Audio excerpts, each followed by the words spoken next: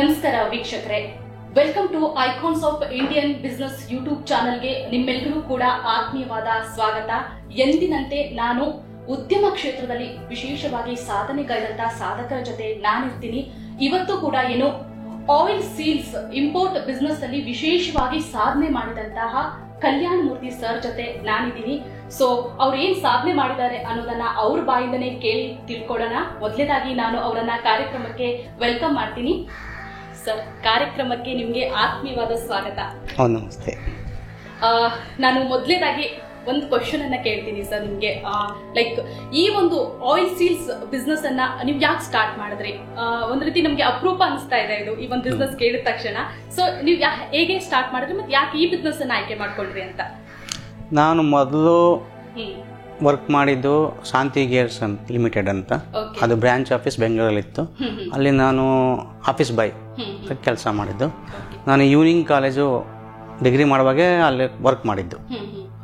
ಆಯಿತು. ಅಲ್ಲಿ ಅದು ಆ್ಯಕ್ಚುಲಿ ಅಲ್ಲಿ ಗೇರ್ ಬಾಕ್ಸ್ ಮ್ಯಾನುಫ್ಯಾಕ್ಚರ್ ಡಿಸ್ಟ್ರಿಬ್ಯೂಟರ್, ಅದು ಬ್ರಾಂಚ್ ಆಫೀಸ್ ಆಗಿತ್ತು ಇಲ್ಲಿ. ಅಲ್ಲಿ ನಾವು ಆಫೀಸ್ ಬಾಯ್ ಕೆಲಸಕ್ಕೆ ಸೇರಿಕೊಂಡು ಅಲ್ಲಿ ಸರ್ವಿಸ್ಗೆ ಅಂತ ಹೋಗ್ತಾಯಿದ್ದು.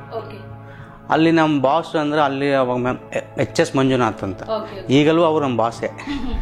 ಓಕೆ, ಅವ್ರ ಮಗ ಇವರು ಈ ಬಿಸ್ನೆಸ್ ಸ್ಟಾರ್ಟ್ ಮಾಡಿದ್ರು, ಆಯಿಲ್ ಸೀಲ್ಸ್. ಅವರು ಫಸ್ಟ್ ಅವ್ರ ಮಗನಿಗೆ ಮಾಡಿಕೊಟ್ರು. ಆವಾಗ ನಾವು ಅಲ್ಲಿ ಸರ್ವಿಸು ಇದೆಲ್ಲ ಹೋಗ್ತಾ ಇದ್ದು. ಆವಾಗ ಇಷ್ಟೊಂದು ಬಿಸ್ನೆಸ್ ಇರಲಿಲ್ಲ ಅಲ್ಲಿ. ಆಮೇಲೆ ಸಪ್ಲೈಯರ್ ಯಾರು ಇರಲಿಲ್ಲ ಜಾಸ್ತಿ. ಆಲ್ಮೋಸ್ಟ್ 20 years ಬ್ಯಾಕ್ ನಾವು ಯಾವ ಸ್ಟಾರ್ಟ್ ಮಾಡಿದಾಗ 2004 ಆಗ ಏನಾಯಿತು, ಅವಾಗ ಅಲ್ಲಿ ಸ್ಟಾರ್ಟ್ ಮಾಡಿದಾಗ ಅವ್ರು ಹೇಳಿದ್ರು ನೀವೇ ಮಾಡ್ಬೋದಲ್ಲ ಅಂತ. ಅವಾಗ ಏನಾಯಿತು, ಅವಾಗ ಯಾರೂ ಇದಿರಲಿಲ್ಲ ತುಂಬ.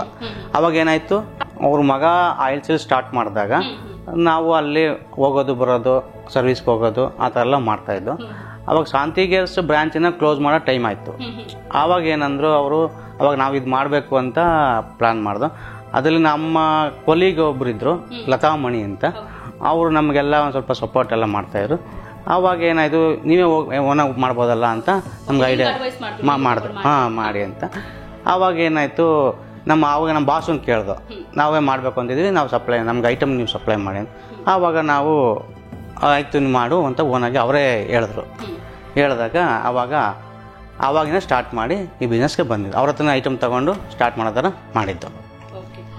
ಈಗ ಈ ಆಯಿಲ್ ಸೀಲ್ಸ್ ಇದೆಯಲ್ಲ, ಇದರ ಉಪಯೋಗ ಏನು ಮತ್ತೆ ಪ್ಲಸ್ ಇದನ್ನ ಎಲ್ಲಿ ಮ್ಯಾನುಫ್ಯಾಕ್ಚರ್ ಮಾಡ್ತಾರಂತ, ಉತ್ಪಾದನೆ ಎಲ್ಲಿ ಮಾಡ್ತಾರೆ, ಮತ್ತೆ ಇದರ ಉಪಯೋಗ ಎಲ್ಲಿ ನಾವು ಕಂಡುಕೊಳ್ಬಹುದು ಅಂತ? ಮೇನ್ ಆಗಿ ಇದು ಗೇರ್ ಬಾಕ್ಸು, ಗೇರ್ ಮೋಟರ್ ಮತ್ತು ಹೈಡ್ರೋಲಿಕ್ ಸೀಲ್ಸ್. ಹೈಡ್ರೋಲಿಕ್ಗೆ JCB, ಹಿಟಾಚಿ ಅದಕ್ಕೆಲ್ಲ ಪಾರ್ಟ್ಸ್ ಆಗಿ ಯೂಸ್ ಆಗುತ್ತೆ. ಇದು ಒನ್ ಟೈಮ್ ಯೂಸ್ ಅಲ್ಲ, ಇದು ಎವರಿ ಟೈಮ್ ಯೂಸ್ ಆಗ್ತಾನೆ ಇರುತ್ತೆ.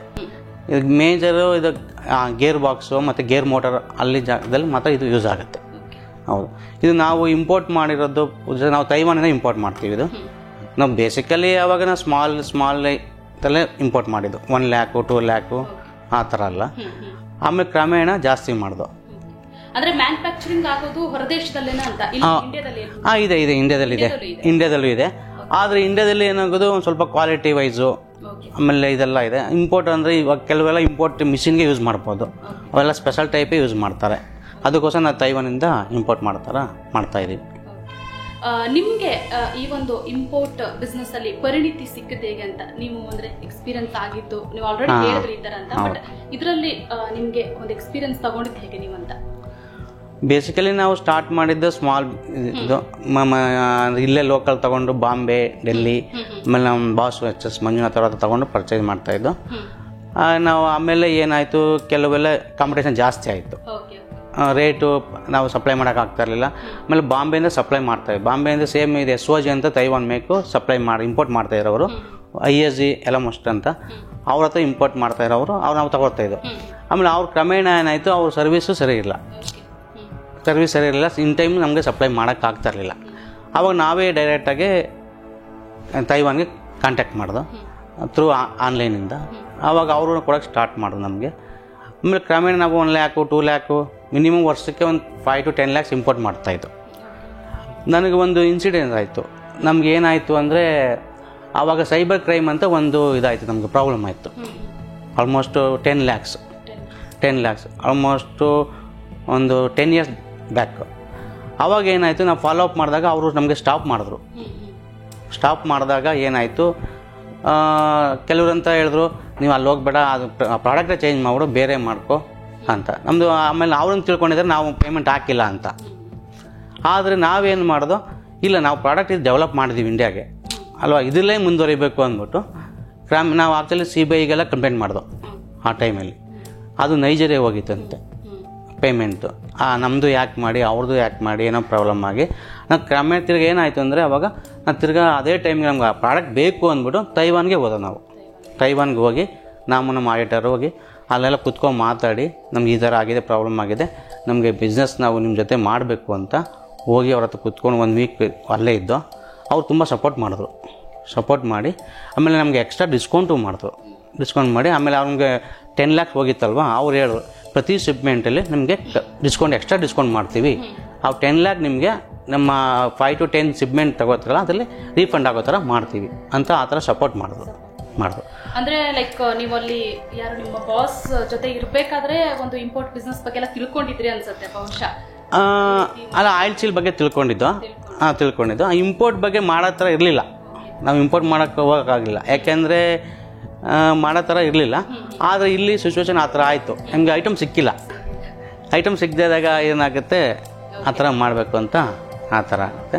ಹಂಗೆ ಏನಾದರೂ ಇತ್ತ ನಿಮಗೆ, ನಾನು ಥರ ಒಂದು ಸ್ವಂತ ಮಾಡಬೇಕು ನೆಕ್ಸ್ಟ್ ಟೈಮು ಅಲ್ಲಿ ಕೆಲಸ ಮಾಡ್ತಿರುವಾಗ ನಿಮ್ಗೆ ಏನಾದರೂ ಇತ್ತ ಒಂದು ಸ್ವಂತ ಬಿಸ್ನೆಸ್ ಮಾಡಬೇಕು ಫ್ಯೂಚರಲ್ಲಿ, ಆ ಥರ ಏನಾದರೂ? ಸ್ವಂತ ಮಾಡಬೇಕು ಅಂತ ಇರಲಿಲ್ಲ.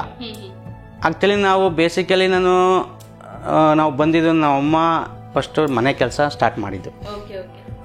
ಜೀವನ ಸಾಗಿಸ್ಬೇಕು ಅಂತಲೇ ಬಂದಿದ್ದು. ಅಂತ ಅಂದರೆ ಕ್ರಮೇಣ ನಾವು ಮಾಡಬೇಕು ಅಂತಲೇ ಮಾಡಿದ್ದು, ಸ್ವಂತ ಮಾಡಬೇಕಂತ ಇರಲಿಲ್ಲ. ಅದೇನಾಯಿತು, ನಾವು ಹಂಗೆ ಕ್ರಮೇಣ ಮಾಡ್ತಾ ಇವಾಗ ಅಲ್ಲಿ ನಮ್ಮದು ಆ್ಯಕ್ಚುಲಿ ನಮ್ಮದು ಲ್ಯಾಂಗ್ವೇಜ್ ಪ್ರಾಬ್ಲಮ್, ಭಾಷೆ. ಇವಾಗ ಸ್ವಂತ ಮಾಡೋಕೆ ಇಂಗ್ಲೀಷ್ ಬೇಕು, ಇದೆಲ್ಲ ಬೇಕು, ಪ್ರತಿಯೊಂದು ಬೇಕು ಎಲ್ಲ ಅಂತ ಪ್ರಾಬ್ಲಮ್ ಇತ್ತು.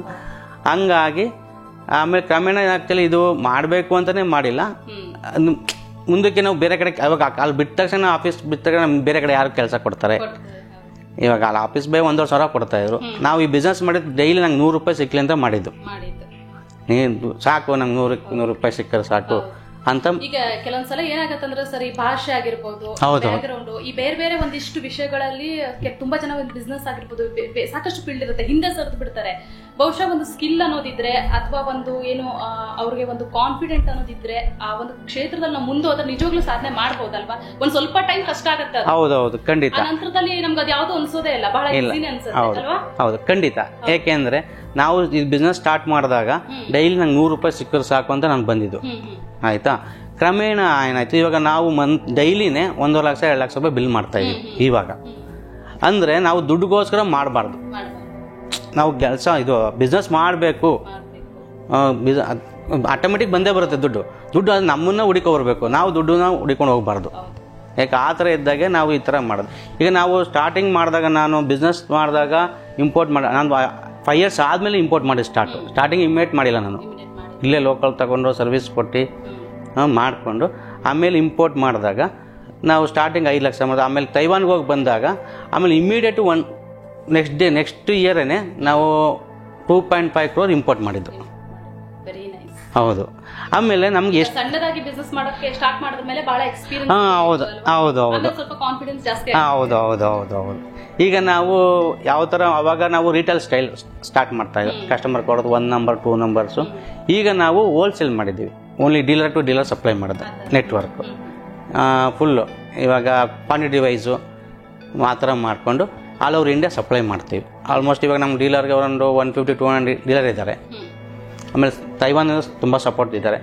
ಅಂದರೆ ತೈವಾನ್ ಹೆಂಗೆ ಸಪೋರ್ಟ್ ಮಾಡ್ತಾರೆ ಅಂದರೆ, ನಾನು ಈ ಬಿಸ್ನೆಸ್ ಸ್ಟಾರ್ಟ್ ಮಾಡಿದಾಗ ಓನ್ಲಿ 15,000 rupees ಅದನ್ನು ನಮ್ಮ ಬಾಸ್ ಕೈ ಕೊಟ್ಟು ನಾವು ಐಟಮ್ ತಗೊಂಡು ಅವ್ರು ತುಂಬ ಸಪೋರ್ಟ್ ಮಾಡಿದ್ರು, ಮಾಡು ಮುಂದಕ್ಕೆ ಬಾ ಈ ಥರ ಎಲ್ಲ ಅಂತ.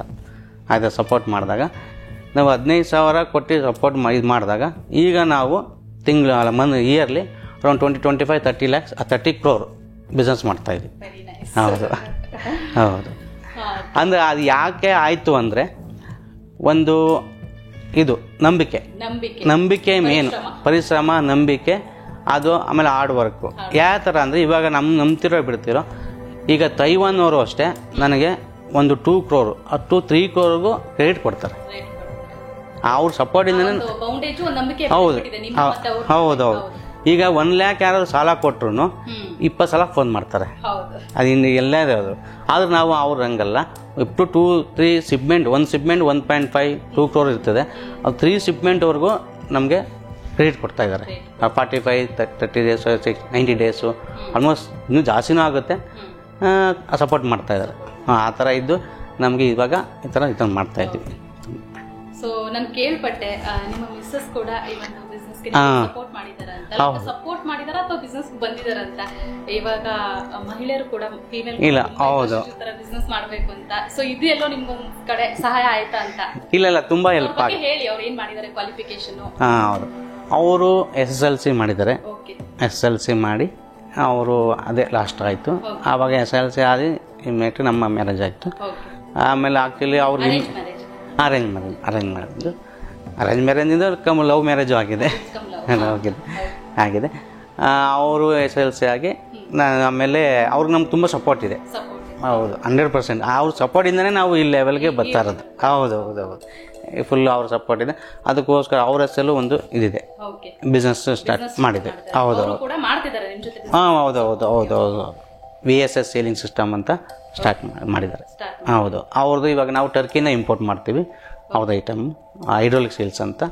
ಹೌದು, ನಮ್ಮದು ತೈವಾನ್, ನಮ್ಮದು ವೈಷ್ಣವಿ ಸೇಲಿಂಗ್ ತೈವಾನಿಂದ ಇಂಪೋರ್ಟ್ ಮಾಡ್ತೀವಿ. ಹೌದು, ಇವಾಗ ಇದು ಒಂದು ಗುಣಮಟ್ಟದ ಆಯಿಲ್ ಸೀಲ್ಸ್ ಅನ್ನ ನೀವು ಇಂಪೋರ್ಟ್ ಮಾಡ್ಕೊಂಡು ಎಲ್ಲಾ ಕಡೆ ಸಪ್ಲೈ ಮಾಡ್ತೀರಾ. ಸೊ ಈ ಒಂದು ಗುಣಮಟ್ಟವನ್ನ ಹೇಗೆ ಕಾಪಾಡ್ಕೊಂಡ್ರಿ? ಬಹುಶಃ ಮಾರ್ಕೆಟಿಂಗ್ ಅಲ್ಲಿ ಅದೊಂದು ಬಹಳ ಕ್ವಾಲಿಟಿ ಅನ್ನೋದು ಇಂಪಾರ್ಟೆಂಟ್. ಸೊ ಇದನ್ನ ನೀವು ಯಾವ ರೀತಿ ಮೇಂಟೈನ್ ಮಾಡಿದ್ರಿ ಅಂತ? ಈಗ ಮಾರ್ಕೆಟಲ್ಲಿ ಕಾಂಪಿಟೇಷನ್ ಅಂತ ತುಂಬ ಇದೆ. ಒಂದು ಕ್ವಾಲಿಟಿ ಮತ್ತು ಮೇನ್ ಇವಾಗ ರೇಟ್, ಪ್ರೈಸ್ ಮೇನ್ ಇವಾಗ ಪ್ರೈಸ್ ಮ್ಯಾಟರ್ ಆಗಿದೆ. ಆಮೇಲೆ ನೇಮ್ ಕ್ವಾಲಿಟಿ ಒಂದು, ಆಮೇಲೆ ಸರ್ವೀಸು, ಆಮೇಲೆ ಸ್ಟಾಕ್ ಇಡೋದು, ಅದು ಮೇನ್. ಈಗ ನಾವು ತೈವಾನ್ದು ಹೋಗಿದ್ದು ಒಂದು ಕ್ವಾಲಿಟಿ ಇದೆ.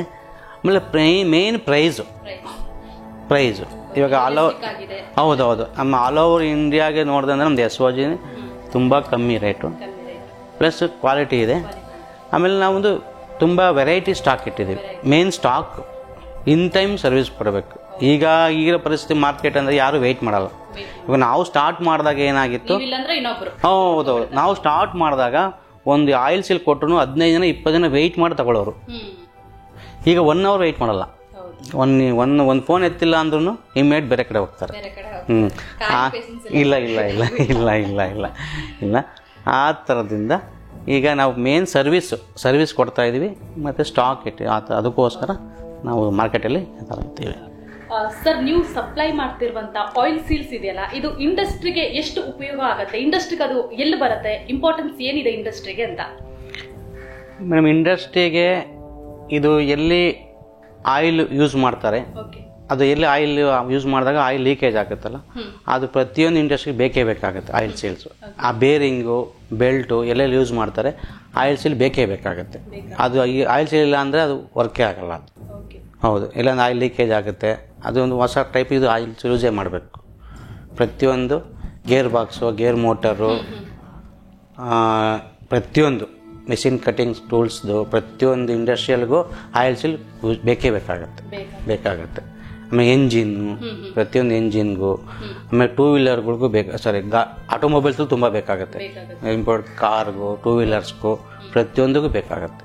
ಹೌದು, ಈಗ ಮಾರ್ಕೆಟ್ ಅಲ್ಲಿ ಒಂದು ಬಿಗ್ಗೆಸ್ಟ್ ಗೇಮ್ ಅಂದ್ರೆ ಡಿಮಾಂಡ್ ಅಂಡ್ ಸಪ್ಲೈ, ಪೂರೈಕೆ ಮತ್ತೆ ಬೇಡಿಕೆ. ಪೂರೈಕೆಗೆ ಅನುಗುಣವಾಗಿ ಒಂದ್ಸಲ ಡಿಮಾಂಡ್ ಇರುತ್ತೆ, ಪೂರೈಕೆ ಮಾಡ್ಬೇಕಾಗುತ್ತೆ. ಸೊ ಇದನ್ನ ಹೆಂಗೆ ಬ್ಯಾಲೆನ್ಸ್ ಮಾಡ್ತೀರಾ ಅಂತ? ಮಾರ್ಕೆಟ್ ಇವಾಗ ಆಕ್ಚುಲಿ ನಾವು ಹೋಲ್ಸೇಲ್ ನಾವು ಮಾಡ್ತಾ ಇರೋದು. ಅಂದರೆ ನಾವು ಲಾಸ್ಟ್ ಕೊರೋನಾ ಟೈಮಲ್ಲಿ ಈ ಥರ ಪ್ರಾಬ್ಲಮ್ ಆಯಿತು. ಆಮೇಲೆ ಅವಾಗ ಏನಾಯಿತು, ಬಿಸ್ನೆಸ್ ಕಮ್ಮಿ ಆಯಿತು. ಆದರೆ ನಾವು ಸ್ಟಾಕ್ ಇಟ್ಕೊಂಡು 1 year ಆಲ್ಮೋಸ್ಟ್ ನಾವು 6 to 1 year ಸ್ಟಾಕ್ ಇಟ್ಕೊಂಡಿದ್ದೀವಿ. ಆಗ ನಮಗೇನು ಆ ಥರ ಅಷ್ಟೊಂದು ಪ್ರಾಬ್ಲಮ್ ಆಗಿಲ್ಲ. ಈಗ ಕೋವಿಡ್ ಬಂದಂಥ ಸಂದರ್ಭದಲ್ಲಿ ಎಲ್ಲ ಬಿಸ್ನೆಸ್ ಹೊಡ್ತಾ ಬಂದಿದೆ. ಹೌದು, ಆ ಟೈಮಲ್ಲಿ ಎಷ್ಟೋ ಜನ ಬಿಸ್ನೆಸ್ ಅನ್ನ ಸ್ಮಾಲ್ ಸ್ಕೇಲ್ ಇರ್ಬೋದು, ಚಿಕ್ಕ ಬಿಸ್ನೆಸ್ ಮಾಡೋರು, ದೊಡ್ಡ ಬಿಸ್ನೆಸ್ಗೂ ಎಲ್ಲ ತುಂಬಾ ಜನ ಅದ್ರ ಮುಚ್ಚಿಬಿಟ್ಟು ಹೋಗಿದ್ದಾರೆ, ತುಂಬಾ ಜನ ಕೈ ಸುಟ್ಕೊಂಡಿದ್ದಾರೆ. ಸೊ ಆ ಟೈಮಲ್ಲಿ ನಿಮ್ಗೆ ಏನಾದ್ರು ಇಫೆಕ್ಟ್ ಆಯ್ತಾ ಬಿಸ್ನೆಸ್? ಇಲ್ಲ, ಇಲ್ಲ ಏನೂ ಆಗಿಲ್ಲ ಎಫೆಕ್ಟ್ ಏನೂ ಆಗಿಲ್ಲ. ಏಕೆಂದರೆ ನಾವು ಆಲ್ಮೋಸ್ಟ್ ಕೊರೋನಾ ಟೈಮಲ್ಲಿ ನಮ್ಗೆ ಅಷ್ಟು ತುಂಬ ಎಫೆಕ್ಟ್ ಆಗಿಲ್ಲ. ಯಾಕೆಂದ್ರೆ ಡೀಲರ್ಗಳು ಸಪ್ಲೈ ಮಾಡಿದಾಗ ಪ್ರತಿಯೊಂದು ಗೌರ್ಮೆಂಟ್ಸ್ ಅಂದ್ರೆ ನಿಮ್ಗೆ ಯಾವ ಅಂದ್ರೆ ಚೆನ್ನಾಗಿ ಡಿಮಾಂಡ್ ಇರತ್ತಂತ ಎಲ್ಲ ಸಂದರ್ಭದಲ್ಲೂ ಸರಿಯಾದಂತ ಡಿಮಾಂಡ್, ಮತ್ತೆ ನೀವು ಕೂಡ ಹೇಳ್ತಾ ಇದ್ರಿ ಇನ್ ಟೈಮ್ಗೆ ನಾವು ಪೂರೈಕೆ ಮಾಡ್ಕೊಡ್ತೀವಿ ಅಂತ. ಹೌದೌದು, ಎರಡು ಕರೆಕ್ಟ್ ಇದೆ ನಿಮ್ಮಲ್ಲಿ. ಹೌದೌದು, ಖಂಡಿತ ಇದೆ. ಇಲ್ಲ ಖಂಡಿತ. ಯಾಕೆ ನಾವು ಸ್ಟಾಕ್ ಆಲ್ಮೋಸ್ಟ್ ನಮಗೆ ಗೊತ್ತು ಯಾವುದು ಸೈಜ್ ಸ್ಟಾಕ್ ಇಡಬೇಕು. ಬಿಸ್ನೆಸ್ ಅಲ್ಲಿ ಅದೇ ಮೇನ್ ನಮಗೆ. ಇವಾಗ ಕೆಲವರು ಏನಂತಾರೆ ಎಷ್ಟು ಬೇಕು ಅಷ್ಟೇ ಸ್ಟಾಕ್ ಇಟ್ಬಿಟ್ಟು ಆಮೇಲೆ ಆರ್ಡರ್ ಬಂದಾಗ ಆರ್ಡರ್ ಮಾಡೋ ಹತ್ರ ಇಲ್ಲ ನಮ್ಮದು. ನಾವು ಆಲ್ಮೋಸ್ಟ್ 6 months ಮೊದಲೇ ಪ್ಲಾನ್ ಮಾಡ್ಕೊಡ್ತೀವಿ. ಆಗ ಆ ತೊಂದರೆ ಬರಲ್ಲ. ಹೌದು ಒಂದು ಆಲ್ ಓವರ್ ಇಂಡಿಯಾ ಸಪ್ಲೈ ಮಾಡ್ತೀವಿ. ನೆಕ್ಸ್ಟ್ ಔಟ್ಸೈಡ್ ಎಕ್ಸ್ಪೋರ್ಟ್ ಮಾಡಬೇಕು ಅಂತ ಇದೆ, ಪ್ಲಾನ್ ಇದೆ, ಮಾಡೋ ಥರ ಇದೆ. ಹಾಗೆ ಈ ಒಂದು ಬಿಸ್ನೆಸ್ಗೆ ಸ್ಕೋಪ್ ಏನಿದೆ ಅಂತ ತಿಳ್ಕೊಳ್ಬೋದಾ ಸರ್? ಯಾವ ತರ ಸ್ಕೋಪ್ ಇದೆ ಅಂತ ಆಯಿಲ್ ಸೀಲ್ ಬಿಸ್ನೆಸ್? ಸ್ಕೋಪ್ ತುಂಬ ಇದೆ. ಈಗ ನಮ್ಮದು ನೋಡಿ ಎಲ್ಲ ಫೀಲ್ಡಲ್ಲೂ ಇದೆ. ಇವಾಗ ನಾವು ಹೇಳೋದು ಇಂಡಸ್ಟ್ರಿಯಲ್ ಅಂತ ಒಂದು, ಇವಾಗ ಆಮೇಲೆ ಅಗ್ರಿಕಲ್ಚರಲ್ಲೂ ಬೇಕಾಗುತ್ತೆ, ಆಟೋಮೊಬೈಲು ಬೇಕಾಗುತ್ತೆ, ಎಲ್ಲ ಇಂಡಸ್ಟ್ರಿಯಲ್ ಎಲ್ಲ ಸೆಕ್ಟರ್ಲ್ಲೂ ಬೇಕಾಗುತ್ತೆ. ಯಾಕೆ ಪ್ರತಿಯೊಂದು ಬೇಕಾ ಇಂಪಾರ್ಟೆನ್ಸ್ ಇದೆ ಅಂತ. ಹೌದು. ಯಾಕೆಂದರೆ ಇದು ಪ್ರತಿಯೊಂದು ಇವಾಗ ಅಗ್ರಿಕಲ್ಚರ್ಗೆ ಮಿಷಿನರಿಗೆ ಬೇಕಾದಾಗ ಅದಕ್ಕೂ ಸೀಲ್ಸ್ ಬೇಕೇ ಬೇಕು. ಆಯಿಲ್ ಯೂಸ್ ಆಗುತ್ತೆ, ಅದು ಬೇಕಾಗುತ್ತೆ. ಇವಾಗ ಅಗ್ರಿಕಲ್ಚರ್ ಇದು ಇಟಾಚಿ ಪ್ರತಿಯೊಂದು ಇದು JCB ಆ ಮಿಷಿನ್ಗಳು ಪ್ರತಿಯೊಂದು ಬೇಕಾಗುತ್ತೆ. ಹೌದು ಟ್ರ್ಯಾಕ್ಟರ್ಗಳಿಗೆ ಬೇಕು, ಪ್ರತಿಯೊಂದು ಬೇಕಾಗುತ್ತೆ. ಆಮೇಲೆ ಆಟೋಮೊಬೈಲ್ ಅಂದರೆ ಕಾರ್ಗಳು, 2 ವೀಲರು, ಬಸ್ಸು ಪ್ರತಿಯೊಂದಕ್ಕೂ ಬೇಕಾಗುತ್ತೆ. ಎಲ್ಲ ಅದಿಲ್ಲ ಅಂದರೆ ಆಗೋದಿಲ್ಲ. ಹೌದು ಪ್ರತಿಯೊಂದು ಸೆಕ್ಟರ್ ಬೇಕಾಗುತ್ತೆ. ಆಮೇಲೆ ಇದು ಅವಾಗ ರೀಪ್ಲೇಸ್ಮೆಂಟ್ ಮಾಡಬೇಕಾಗತ್ತೆ. ಹೌದು, ಪ್ರತಿ 1 year 2 years ಆ ಥರ ಹೋದಾಗ ಅವಾಗ ಮಾಡಲೇಬೇಕಾಗತ್ತೆ. ಒಂದೇ ಸಲ ಯೂಸ್ ಮಾಡೋಕ್ಕಾಗಲ್ಲ. ಇದು ಆ ಥರ ಅದರಲ್ಲಿ ಕ್ವಾಲಿಟಿ ಸ್ವಲ್ಪ ಚೆನ್ನಾಗಿದ್ರೆ ಬಹಳ ಹೌದು, ಅದಕ್ಕೂ ಕ್ವಾಲಿಟಿ ಇರಲ್ಲ. ಹೌದು. ಅದಕ್ಕೋಸ್ಕರ ಸುಮಾರು ಜನ ನಮ್ಮ ಇಂಪೋರ್ಟೆಡ್ ಸೆಲೆಕ್ಟ್ ಮಾಡ್ತಾರೆ. ಯಾಕೆ ನಮ್ಮ ತೈವಾನ್ ರಬ್ಬರು ಆಲ್ ವರ್ಲ್ಡ್ಗೆನೆ ಫೇಮಸ್. ಅದು ತೈವಾನ್ ರಬ್ಬರ್. ಹೌದು. ನೀವು ಎಲ್ಲೇ ಇದು ಮಾಡಿದ್ರು ಕ್ವಾಲಿಟಿಯಲ್ಲಿ ತೈವಾನೇ ಮೇನ್ ಇದು. ಅದಕ್ಕೋಸ್ಕರ ಕಸ್ಟಮರು ತೈವಾನ್ ಮೇಕೆ ಚೂಸ್ ಮಾಡ್ತಾರೆ. ಆಮೇಲೆ ರೇಟು ಅಷ್ಟೇ ಆಲ್ಮೋಸ್ಟ್ ತುಂಬ ಕಮ್ಮಿ ಇದೆ, ಮಾಡ್ಬೋದು. ಆ ಥರ ಇದೆ. ಸೊ ಇಷ್ಟೊತ್ತು ನಾನು ಬಿಸ್ನೆಸ್ ಬಗ್ಗೆನೇ ಮಾತಾಡಿದೆ. ಈಗ ಒಂದು ಸ್ವಲ್ಪ ನಿಮ್ಮ ಪರ್ಸನಲ್ ಲೈಫ್ ಬಗ್ಗೆ ಕೇಳೋದಾದರೆ, ಹೇಗಿತ್ತು ನಿಮ್ಮ ಆರಂಭದ ದಿನಗಳಾಗಿರ್ಬೋದು, ನಿಮ್ಮ ಎಜುಕೇಷನ್, ಬಾಲ್ಯ, ಬಿಸ್ನೆಸ್ ನಂತರದಲ್ಲಿ 2004ರಲ್ಲಿ ಅಲ್ವಾ ಸರ್? ಹೌದು. ಅದಕ್ಕೂ ಮೊದಲೇ ಹೇಗಿತ್ತು ಜೀವನ? ಅದಕ್ಕೂ ಮೊದಲು ನಾವು ನಮ್ಮ ಸ್ವಂತ ಊರು ಕಾಡುಸೀನಹಳ್ಳಿ, ಕನಕಪುರದಿಂದ ಆಚೆ ಇದೆ. ಅಲ್ಲಿ ನಮ್ಮ ತಂದೆ ತಾಯಿ ಎಲ್ಲ ಇದ್ದು, ಅಲ್ಲಿ ಜೀವನ ಸಾಗಿಸೋಕ್ಕಾಗಲ್ಲ ಅಂತ. ನೀವು ಒಬ್ಬರನ್ನ ಸರ್ ಮಕ್ಕಳು? ಇಲ್ಲ, ನಮ್ಮದು ಒಟ್ಟು 6 ಜನ. 4 ಜನ ಹೆಣ್ಮಕ್ಳು, 2 ಗಂಡು ಮಕ್ಕಳು. ಎಲ್ಲ ನಮ್ಮ 4 ಜನ ದೊಡ್ಡವರೇ ಎಲ್ಲ. ನಮ್ಮ ತಮ್ಮ ಒಬ್ಬ ಇದ್ದಾನೆ. ನಾವು ಅಲ್ಲಿ ಕಾಡುಸೀನಹಳ್ಳಿ ಇದ್ದ, ಅಲ್ಲಿಂದ ಜೀವನ ಸಾಗಿಸೋಕ್ಕಾಗಲ್ಲ ಅಂದ್ಬಿಟ್ಟು ಬೆಂಗಳೂರು ಬಂದಿದ್ದಾರೆ ನಮ್ಮ ತಂದೆಯವರೆಲ್ಲ. ನಾವು ಹುಟ್ಟಿ ಬೆಳೆದ ಬೆಂಗಳೂರೇ. ಆವಾಗ ತುಂಬ ಕಷ್ಟ ಇತ್ತು. ಹೌದು. ನಮ್ಮ ತಂದೆ ಸಪ್ರೇಟ್ ಇದ್ರು. ಯಾಕೆಂದರೆ ಬೆಂಗಳೂರು ಬಂದರೆ ಅವ್ರಿಗೆ ಹುಷಾರಿ ಆಗ್ತಾ ಇರಲಿಲ್ಲ. ನೀರು ಒಬ್ಬರು ಗೊತ್ತಲ್ಲ, ನೀರು ಹಣಿ ಎಲ್ಲ ಆ ಥರ ಎಲ್ಲ ಆಗುತ್ತೆ. ಅದಕ್ಕೆ ನಾವು ಊರಲ್ಲೇ ಇದ್ದು. ನಮ್ಮ ತಂದೆ ಜೊತೆ ನಾನು ಬೆಳೆದಿದ್ದು. ಆಲ್ಮೋಸ್ಟು ನಾನು ಒಂದು 2nd standardವರೆಗೂ ಅಲ್ಲೇ ಇದ್ದೆ. ಅಲ್ಲೇ ಗೌರ್ಮೆಂಟ್ ಸ್ಕೂಲ್ ಓದ್ಕೊಂಡು ಇಲ್ಲಿ ನಮ್ಮ ತಾಯಿಯವರು, ನಮ್ಮ ತಾಯಿ ಆಮೇಲೆ ನಮ್ಮ ಅಕ್ಕದಿರೆಲ್ಲ ಯಾರೂ ಎಜುಕೇಟೆಡ್ ಇಲ್ಲ. ಎಲ್ಲ ಅವರು ಕೆಲಸಕ್ಕೆ, ಮನೆ ಕೆಲಸಕ್ಕೆಲ್ಲ ಹೋಗಿದ್ದು. ಹೌದೌದು. ತುಂಬ ಕಷ್ಟ. ಏನೂ ಇಲ್ಲ, ನಿಲ್ಲೆ ಅಂದ್ಕೊಳ್ಳಿ. ನಿಲ್ಲೆ. ಅದರಲ್ಲಿ ನಮ್ಮ ಅಕ್ಕ ಇಲ್ಲ, ಅಲ್ಲಿ ಊರಲ್ಲಿ 2nd standard ಹೋದೆ. ಅಲ್ಲಿಂದ ಇಲ್ಲಿಗೆ ಶಿಫ್ಟ್ ಆದವು ನಮಗೆ. ಇಲ್ಲಿ ನಾನು ಗೌರ್ಮೆಂಟ್ ಸ್ಕೂಲ್, ಸಾರಕ್ಕಿ ಗೌರ್ಮೆಂಟ್ ಸ್ಕೂಲ್ ಅಂತಿದ್ದು, ಅಲ್ಲಿ ನಾನು 5th standard ತಿರ್ಗಾ 3rd standard ಇಲ್ಲಿ ಓದಿದೆ ನಾನು. ಸರಬಂಡೆಪಾಳ್ಯ ಅಂದಿದೆ, ಅಲ್ಲಿ ಗೌರ್ಮೆಂಟ್ ಸ್ಕೂಲ್ ಇದೆ, ಅಲ್ಲಿ ಓದಿದ್ದು. ಅಲ್ಲಿಂದ ಸಾರಕ್ಕಿ ಗೌರ್ಮೆಂಟ್ ಸ್ಕೂಲ್ ಶಿಫ್ಟ್ ಆಗಿದ್ದು. ಅಲ್ಲಿ SLC ಆದಮೇಲೆ ಆ್ಯಕ್ಚುಲಿ SLC ನಮಗೆ ಏನು ಗೊತ್ತಾ, ನಮ್ಗೆ ಒಂದು ಛಲ ಇತ್ತು, ಚೆನ್ನಾಗಿ ಓದಬೇಕು. ಆ್ಯಕ್ಚುಲಿ ನಮ್ಮ ಗ್ರೂಪಲ್ಲಿ ಯಾರು SLC ಅವಾಗ ಪಾಸೇ ಆಗ್ತಾ ಇರಲಿಲ್ಲ. ಆ ಥರ ಇತ್ತು. ವಿಶೇಷವಾಗಿ ಗ್ರಾಮೀಣ ಭಾಗದಿಂದ ಬರ್ತಾರಲ್ಲ ಸರ್, ಇವರು ಬಹಳ ಎಜುಕೇಶನ್ ಗೌರವದಿಂದ ನೋಡ್ತಾರೆ. ಬಿಕಾಸ್ ಅವರು ಅದನ್ನೇ ಒಂದು ಭವಿಷ್ಯ ಅಂತ ತಿಳ್ಕೊಂಡಿರ್ತಾರೆ. ಸೊ ಹಾಗಾಗಿ ನಿಮ್ಗೂ ಛಲ ಇದೆ, SLC ಪಾಸ್ ಆಗಬೇಕು, ಮುಂದಕ್ಕೆ SLC ಹೋದ್ರೆ ಸಾಕು, ಮುಂದಕ್ಕೆ ಕೆಲಸ ಸೇರ್ಕೋಬೇಕು ಅಂತ ಅವಾಗೇ ಇದ್ದಿದ್ದು ನಮ್ಗೆ. SLC ಕಾಲೇಜ್ಗೆ ಹೋಗ್ಬೇಕಂತ ಇರಲಿಲ್ಲ. SLC ಸಾಕು ಯಾವ್ದು ಕೆಲಸ ಸೇರ್ಕೊಳ್ಳೋಣ ಮಾಡೋಣ ಅಂತ. ಆಗ SLC ಪಾಸ್ ಆಯಿತು. ಆವಾಗ ನಮ್ಮಮ್ಮ ಕೆಲಸ ಮಾಡ್ತಾಯಿದ್ರು, ಮನೆ ಕೆಲಸ. ಅಲ್ಲಿ ನಾವು ಜೊತೆಲಿ ಹೋಗ್ತಾ ಇದ್ದೋ. ನಾವೆಲ್ಲ ಮಾಡಿದ್ದೀವಿ, ಮಾಡಿದ್ದೀವಿ. ಜೊತೆಲಿ ಹೋಗಿ ಮನೆ ಕೆಲಸಗಳು ಪ್ರತಿಯೊಂದು ಮಾಡಿದ್ದೀವಿ. ಅದಕ್ಕೆ ಇವತ್ತು ಈ ಜರ್ನಿ ನಿಮ್ಗೆ ಇಲ್ಲಿಂದ ಕರ್ಕೊಂಡ್ ಬಂದಿದ್ದೀವಿ. ಹಾಂ ಹೌದು ಹೌದು, ಇಲ್ಲಿದ್ದೀರಾ? ಪ್ರತಿಯೊಂದು ಮನೆ ಒರೆಸೋದು, ಪಾದ ತೊಳೆಯೋದು, ಬಟ್ಟೆ ಒಗೆಯೋದು ಎಲ್ಲ ಮಾಡಿದ್ದೀವಿ. ಅವಲ್ಲಿ ಇಂದ್ರಮ್ಮ ಅಂತ ಒಬ್ಬರಿದ್ರು. ಅವ್ರು ತುಂಬ ಪಾಪ ಊಟ ಎಲ್ಲ ಕೊಡೋದು.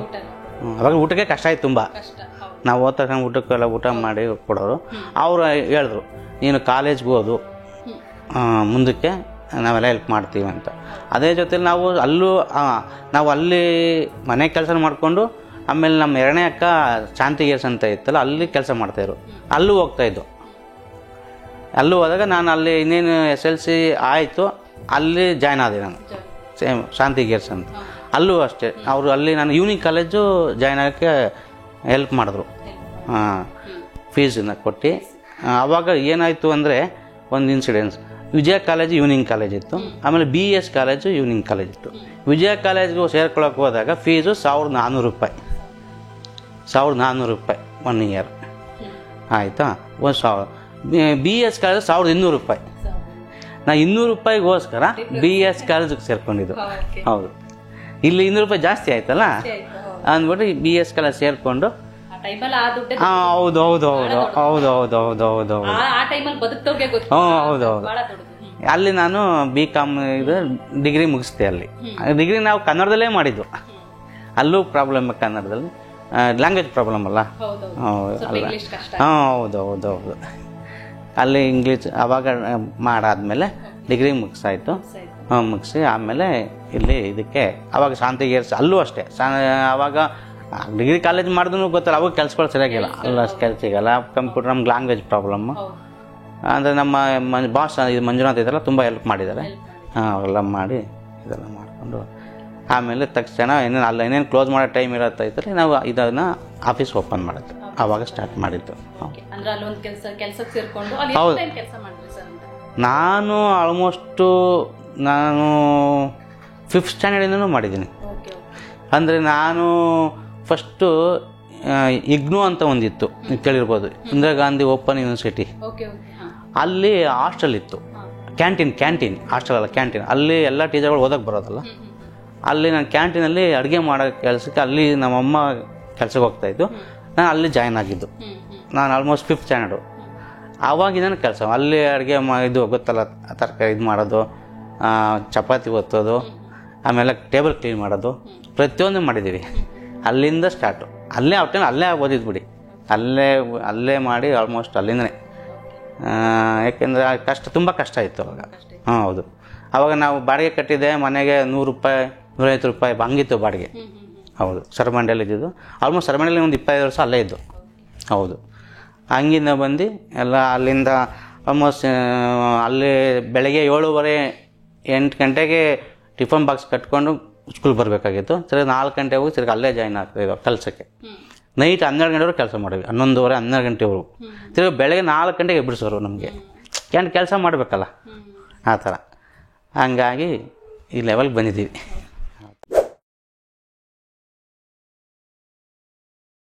Like, comment, and subscribe.